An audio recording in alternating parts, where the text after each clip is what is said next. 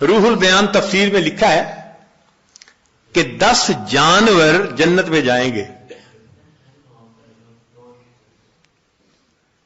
ایک بقرہ گائے جائے گی جس کو ذبح کرنے کا موسیٰ علیہ السلام کو حکم ہوا تھا. یونس علیہ السلام کی حوت مچھلی. القبش اسماعیل علیہ السلام کا ان کی جگہ جو مینڈا ذبح ہو گیا تھا وہ بھی جنت میں جائے گا. اجل ابراہیم علیہ السلام کا جس کو وہ بھون کے لائے تھے فرشتوں کو کھلانے کے لیے. نملہ سلیمان علیہ السلام کے لشکر کو دیکھ کر جس چیونٹی نے بات کی تھی النمل ایتھا النمل ادخلوا مساکنکم، وہ چیونٹی بھی جنت میں جائے گی. ہدہد جس نے سلیمان علیہ السلام سے گفتگو کی تھی وہ پرندہ بھی جائے گا.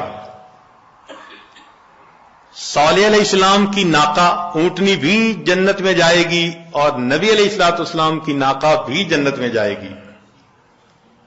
اور عزیر علیہ الصلوۃ والسلام کا گدھا بھی جنت میں جائے گا. اور 10واں اصحاب کہف کا کتا بھی جنت میں جائے گا.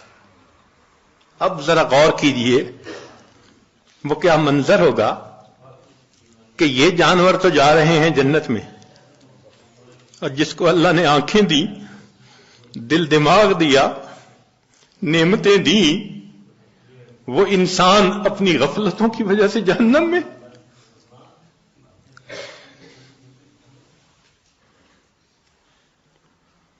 اگر اس وقت گدھے نے یہ کہہ دیا اے انسان تو مجھے بے وقوف سمجھتا تھا نا، گالی بھی دینی ہوتی تھی کسی کو بے وقوفی کی تو گدھا کہتا تھا. آج وہ بے وقوف تو جا رہا ہے جنت میں، تو کہاں کا عقل مند نکل آیا کہ تو جہنم میں. ما جاءکم نذیر، ڈرانے والا نہیں آیا تھا. کہیں گے ڈرانے والا تو آیا تھا. لو کننا نسمع او نعقل ما کننا فی اصحاب السعیر، اگر ہم سنتے اور ہماری عقل کی رتی ہوتی ہمارے پاس تو ہم پھر جہنم میں نہ جاتے. اس کا مطلب یہ کہ ہم سنتے نہیں، سوچتے نہیں.